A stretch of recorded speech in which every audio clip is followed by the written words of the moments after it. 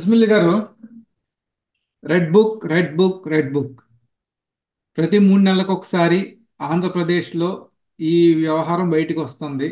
బయటికి వచ్చినప్పుడల్లా ఆంధ్రప్రదేశ్లో ఒక వర్గం ప్రజలు మా దగ్గర రెడ్ బుక్ ఉంది అంటే చేతిలో బైబిల్ ఉంది అన్నట్టుగా ఫీల్ అవుతున్నారు. ఇంకో వాళ్ళు ఇది మేము చాలాసార్లు చూసాంలే, మమ్మల్ని ఏం చేస్తారు అనే టైప్లో ఒక మేకపోతు గాంభీర్యం ప్రదర్శిస్తున్నారు. అసలు ఈ రెడ్ బుక్ వల్ల నిజంగా ప్రస్తుతం ఎవరైతే లైన్ దాడుతున్నారో ఆ అధికారులు నిజంగా భయపడచ్చా ఈ రెడ్ బుక్ కి, లేదా అసలు ఏంటి మీ ఉద్దేశం? మీకు ఏమవుతుందంటే అండి, రాజకీయాల్లో ఒకళ్ళు చేసిన తప్పులు ఇంకొకళ్ళు ఎత్తి చూపి వాళ్ళు తప్పు చేస్తున్నారు, మేము మంచి చేస్తాం అని చెప్పి అధికారంలో రావటం అవుతుంది. అలాగే ఒక రాజకీయ పార్టీ పరిపాలన విధానం సక్రమంగా లేదు అని రెండో ప్రత్యామ్నాయ పార్టీ వైపు ప్రజలు చూడడం గతంలో జరిగింది. ఆ క్రమంలో ఇది వరకు 2004 ముందు ఇలాంటి దుర్మార్గాలు లేవండి. రాజశేఖర రెడ్డి గారు వచ్చిన తర్వాత మెల్లమెల్లగా మొదలైంది. ఆయన దుర్మార్గాలకి అరాచకాలకి కిటికీ తెరిచాడు. జగన్మోహన్ రెడ్డి ఏకంగా సింహద్వారాలు మొత్తం గోడలు తీసేసాడు, ఓపెన్ గ్రౌండ్ అరాచకానికి. మరి రాజకీయ పార్టీలే కాకుండా ప్రజలు కూడా కుమిలిపోయేలాగా పగ ప్రతీకారంతో రగిలిపోయేలా చేసాడు. కొన్ని వర్గాలు అయితే పగా ప్రతీకారంతో రగిలిపోతా ఉన్నాయి. మరి మేము వచ్చిన వెంటనే పోలవరం కట్టేసి నీళ్లు ఇచ్చేస్తాం, అమరావతి కట్టేసి అభివృద్ధి చేస్తాం, మీ అందరికి ఉద్యోగాలు ఇచ్చేస్తాం అంటేనే సరిపోదు. ఈసారి అంటే భోజనం పెడితేనే సరిపోదు, కిళ్ళి, ఐస్ క్రీము, కూల్ డ్రింక్ ఇలాంటివన్నీ కూడా ఇవ్వాలని అడుగుతున్నారు. వెళ్ళేటప్పుడు రిటర్న్ గిఫ్ట్ కూడా కావాలి. ఇది పరిస్థితి. వాళ్ళ మనోభావాలను కూడా వాళ్ళ కోరుకున్నది ఏంటంటే ఇటువంటి అరాచకం చేసిన వాళ్ళని ఎలా విడిచిపెడతారు అనేటువంటి ప్రశ్న వస్తుంది. అందుకనే కదా ఆ పార్టీలోంచి ఎవరన్నా మారి ఈ పార్టీలోకి మారాలనుకుంటే రాజకీయాలు ఇంతవరకు పట్టించుకునేవారు కాదు. అయ్యారాం గారేం సహజంలే, రాజకీయ పార్టీల్లో మారతాలు ఉంటాయి, అటు ఇటు జంపింగ్లు ఉంటాయి అనుకున్నారు. అలా ఒప్పుకోవట్లేదు. అసలు వాళ్ళు ఎందుకు తీసుకుంటారు? మీరు అంత అరాచకం చేసేసి మళ్ళీ ఇక్కడికి వచ్చే షెల్టర్ తీసుకుంటున్నారు, వాళ్ళకి మీ అవకాశం ఇవ్వకూడదని గొడవ చేస్తున్నారు. మరి అది అది కూడా కరెక్టే కదా. ఇప్పుడు ఈ రాజకీయ పార్టీని అభిమానించిన వాళ్ళు, ఈ రాజకీయ పార్టీ కోసం పనిచేసి ఆ రాజకీయ భావావేశం, ఆ భావజాలం ఉన్న వాళ్ళు వేధించారు, ఏకంగా చంపేశారు, ఆస్తులు లాగేసుకున్నారు, కొట్టారు, కేసులు పెట్టారు, ఇవన్నీ అంతకు మించి హత్యల దాకా పోయారు కదా. కొంతమంది అయితే జైళ్ళు మగ్గిపోయారు జైల్లో. మరి వాళ్ళందరికీ మరి ఇప్పుడు మనిషిని ఆశ బతికిస్తుందండి, పగ కూడా బతికిస్తుంది, ప్రతీకారం తీర్చుకోవాలన్న వాంఛ కూడా మనిషిని బతికిస్తూ ఉంటుంది. మరి దీన్ని ఎంతో కొంత ఉపశమనం కలిగించాలి కదా వాళ్ళకి. ఆ క్రమంలో లోకేష్ గారు ఓ రెడ్ బుక్, ఓ డైరీ, ఇదిగో రాజ్యాంగం చట్టం ఉల్లంఘనతోటి యథేచ్ఛగా అక్రమాలు చేసిన వాళ్ళకి, అన్యాయాలు చేసిన వాళ్ళని, అరాచకం చేసిన వాళ్ళని చట్ట పరిధిలో వాళ్ళని శిక్షిస్తాం. అక్కడ కూడా వాళ్ళు ఏం లైన్ తప్పలేదు, కరెక్ట్గానే మాట్లాడుతుండే. చట్ట ప్రకారం ఇప్పుడు ఈ టెన్యూర్ 2019 నుంచి 2024 వరకు ఈ ప్రభుత్వంలో అధికారులు కానీ నాయకులు కానీ వీళ్ళు చేసిన అరాచకాలకి ఇండియన్ పీనల్ కోడ్లోని సెక్షన్స్ అన్ని వాడేసినా కానీ ఇంకా మిగిలిపోతాయి నేరాలు. కాబట్టి వాళ్ళు చట్టం పరిధిలోనే భయంకరమైన శిక్షలు వేయించవచ్చు. ఇంక ఎప్పటికీ బయటకు రాకుండా లోపల పెట్టించవచ్చు. ఆ రకంగా పనిష్మెంట్ ఇస్తే కూడా ఉపశమనమే. రెవెన్యూ రికవరీ యాక్ట్ ద్వారా వాళ్ళు లాక్కున్న, వాళ్ళు దొబ్బేసిన డబ్బు కూడా లాగేసుకోవచ్చు, ప్రభుత్వ ఖజానాకి జమ్మేసేయచ్చు, అవసరమైతే చట్టం చేసేయాలి. ఇప్పుడు యాత్ర డైరెక్టర్ ఉన్నాడు, అతనికి 2 ఎకరాలు ఇచ్చారు మదనపల్లిలో, ప్రభుత్వం మారిన వెంటనే పని చూసుకే అని చెప్పి లాగేసుకోవచ్చు. కోర్టుకి వెళ్తే తోలు తీసేస్తామని చెప్పొచ్చు. ఏం మొగమాటలేదు. ఆ విషయంలో జగన్మోహన్ రెడ్డి గారు ఆయన వ్యాపారాలు లాగేసుకుని చూపించాడు కదా, దారి చూపించాడు కదా. వీళ్ళు ఆ చట్ట పరిధిలో చేయాలి అంతే. అడ్డంగా అన్యాయంగా వాళ్ళు చేశారు కదా అని అన్యాయంగా దుర్మార్గం వీళ్ళు వెళ్ళకూడదు. ఎందుకంటే వాళ్ళు దుర్మార్గం చేశారనే కదా ప్రజలు మిమ్మల్ని కోరుకుంటున్నారు. కాబట్టి చట్టం పరిధిలో చేయాలి ఏం చేసినా. అంటే దొంగ చట్టం కాదు, అడ్డగోలు కేసులు పెట్టి తర్వాత కోర్టులో కాంట్రించి ఉమ్మేయించుకుంటాం కాదు. న్యాయస్థానాలు కూడా ఒప్పుకోవాలి. అదే ఆ రెడ్ బుక్. అందుకనే లోకేష్ గారు నాకు పదవులు వద్దన్నాడు, బాగా వెల్ సెడ్. చాలా మంది కోరుకున్నది ఏంటంటే గత ఎన్నికల్లో వాళ్ళ ప్రభుత్వ హయాంలో కూడా లోకేష్ గారు పార్టీని హ్యాండిల్ చేసుకుని చంద్రబాబు నాయుడు గారి పరిపాలన మీద దృష్టి పెడితే పార్టీ కూడా చాలా బలంగా ఉండేది, యూత్ కి లోకేష్ గారు కనెక్ట్ అయ్యేవాడు అనేటువంటి భావన ఉన్నది చాలా మందిలో అప్పట్లో. ఎందుకంటే చంద్రబాబు నాయుడు గారి అభివృద్ధి ఈ కార్యక్రమాల్లో పడిపోయి, ప్రభుత్వ కార్యక్రమాల్లో పడిపోయి పార్టీని వదిలేశాడు. అందుకనే పార్టీ కొంచెం బలహీనపడింది, కార్యకర్తలు అసంతృప్తితో ఉన్నారు, నాయకులు కూడా కొంచెం ముఖం చాటేశారు అనేటువంటిది వినపడింది. ఇప్పుడు ఆ లోపాన్ని సరిచేసే ప్రయత్నంలో లోకేష్ గారు ఉన్నారు. చాలా మంచి ప్రయత్నం ఆ పార్టీకి.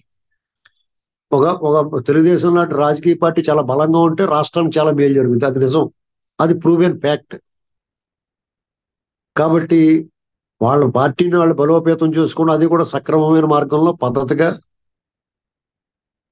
ప్రజల్లో కష్ట సుఖాలు మంచి చెడ్లు తెలుసుకుని వాళ్ళ రాజకీయ కార్యకర్తలు వాళ్ళ పార్టీ వాళ్ళకి వాళ్ళు ప్రజలే కదా, వాళ్ళు కూడా చేయాలి కదా. జగన్మోహన్ రెడ్డి గారు నిస్సిగ్గా నిరాబరీగా బరిదెగించి ప్రభుత్వం నుంచి జీతం ఇచ్చేసి వాలంటీర్లు పెట్టి వాళ్ళ కార్యకర్తలు వాలంటీర్ల కింద పెట్టేసుకున్నాడు. ఇప్పుడు దాని సన్నాయకులు చెప్తారు భలే చేస్తున్నాడు అది ఇది అని కొంతమంది. అదే టీడీపీ వాళ్ళు జనభూమి కమిటీ వాళ్ళ ఆ పార్టీ కార్యకర్తలు పెట్టుకుని వాళ్ళ పార్టీలో వేసుకుంటే ఆ పార్టీ వాళ్ళు విమర్శించారు సిగ్గు లేకుండా. జగన్మోహన్ రెడ్డి గారు వాళ్ళందరినీ చెప్పించి కొట్టాడు ఖచ్చితంగా. జన్మభూమి కమిటీలు విమర్శించిన తెలుగుదేశం నాయకులు వాళ్ళందరినీ జగన్మోహన్ రెడ్డి గారు చెప్పించి కొట్టినట్టు కొట్టి ప్రభుత్వం నుంచి జీతం ఇచ్చి వాళ్ళ కార్యకర్తలకు వాలంటీర్ల కింద పెట్టాడు. ఇప్పుడు వీళ్ళు ఏం ఆడతారు? ఇప్పుడు వాళ్ళ పార్టీ కార్యకర్తలు జన్మభూమి కమిటీని వేసుకుని ఆ పార్టీ కార్యక్రమాలను, ప్రభుత్వ కార్యక్రమాలను ప్రజల్లో తీసుకెళ్లాలన్నారు బాబు వాళ్ళకి అప్పచెప్పారు. ఎవరికైనా ఒక గుడిలో మీకు ఒక మెంబర్ కింద వేస్తేనే ప్రసాదం ఇంటికి పట్టుకుపోతారు, పులిహార పొట్టలు ఎక్స్ట్రా చేస్తే కొంచెం పట్టుకెళ్ళరా ఇంటికి, అలాగే వాళ్ళు చేస్తారు అదే అనవేడబుల్ అది. కాబట్టి తప్పులేదండి, లోకేష్ గారు చాలా మంచి పని చేస్తున్నాడు. ఆయన చేయాల్సింది ఏంటంటే పార్టీ కార్యకర్తల్ని ఆయన నిత్యం కాసుకోవాలి. ఇప్పుడు దేవుడు ఉంటాడు, దేవుడికి భక్తులు ఉంటారు. ఆ భక్తుడికి ఆ గుడిలోకి వెళ్ళి దేవుడిని దర్శనం చేసుకోవాలని కోరుకుంటే అందంగా దండం పెట్టుకొని ఏదో కోరుకుంటాడు మనసులో, లేదా బయటకన్నా కోరుకుంటాడు. మధ్యలో పూజారి ఉంటాడు, ఆ పూజారి అందంగా పిలిచి అర్చన పేరున గోత్రాలతో అర్చన చేసి అందంగా నెత్తిన శటకోపం పెట్టి ఆరతిస్తాడు, తృప్తిగా వెళ్తాడు భక్తుడు. అందుకని దేవుడు దర్శనం చేసుకుని వెంటనే నాకు 100 ఎకరాలు ఇచ్చేయమంటే ఇచ్చాడు కదా దేవుడు కూడా. దేవుడు కూడా ఏమి ఇచ్చాడు కదా. అలాగే రాజకీయ పార్టీలకు సంబంధించిన నాయకులు కూడా, అధినాయకులు, వాళ్ళ కార్యకర్తలు, వాళ్ళ అభిమానులు ఇప్పుడు బాగా పరిపాలన చేసిన ఓటేత్తమే కాదండి, ఆ పార్టీని, ఆ భావజాలాన్ని, ఆ నాయకుల్ని అభిమానించి ఆరాధించి గౌరవించి గుర్తించి కూడా ఉంటారు చాలా మంది. వాళ్ళందరూ ఆయా నాయకుల తాలూకు దర్శనం కోసం వాళ్ళు కలవాలని ఒక మాట చెప్పాలని కోరుకుంటూ ఉంటారు. వాళ్ళకి వీళ్ళు అందుబాటులో ఉంటారు. ఇది లోకేష్ గారు చేస్తాడని నమ్ముతున్నాను నేను.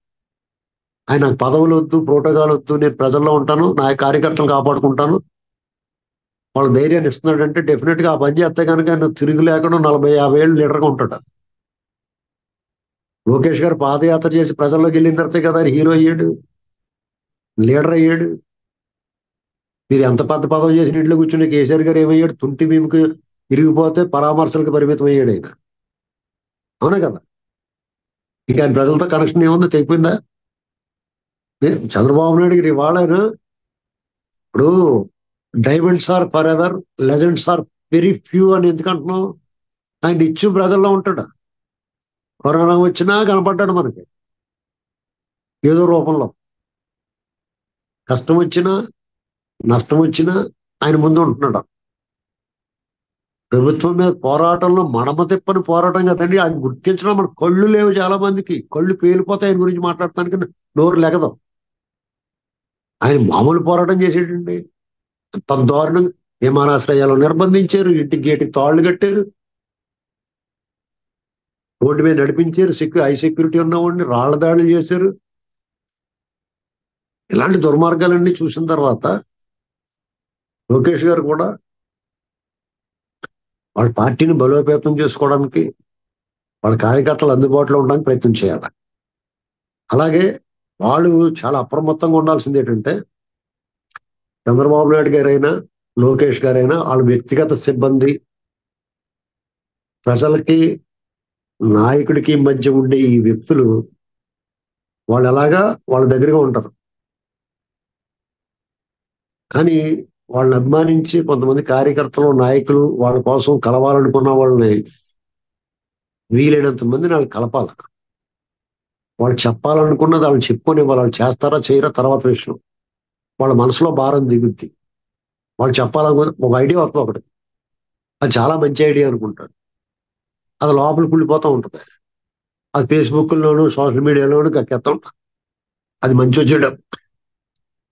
అదే ఒకసారి ఆ నాయకుడికి ఏదైనా అవకాశం వచ్చిందంటే సామూహికంగాను, లేదా అవకాశం ఉన్నప్పుడు పర్సనల్ గాను వాళ్ళు కలిసి ఓ ఫోటో తీయించుకుని ఓ మాట చెప్పామన్న ఆనందం, తృప్తి ఉంటాయి. అంటే దేవుడి దర్శనానికి వెళ్తాం మనం. అనేక రకాల దర్శనాలు ఉంటాయి అందులో. బ్రేక్ దర్శనాలు, మహాదర్శనం, మహాలఘు దర్శనం, అలాంటివి కూడా చేయించాలి. చంద్రబాబు నాయుడు గారు వాళ్ళని దేవుడి కింద చూస్తున్నారు కదా. చాలా మంది నాయకులకి అభిమానులు ఉండొచ్చు, వీళ్ళు భక్తులు ఉన్నారు ఒక రకంగా చెప్పాలంటే. వీళ్ళు అడ్డం పడకుండా ఈ పూజారులు లాంటి వాళ్ళు దక్షిణ కోసం గట్టా ఆశపడకుండా, శటకోపం పెట్టేటప్పుడు గట్టిగా నొక్కేయకుండా మెల్లగా పెట్టాలి. వీళ్ళ సొమ్మేదో పోతున్నట్టు ఫీల్ అవ్వకుండా,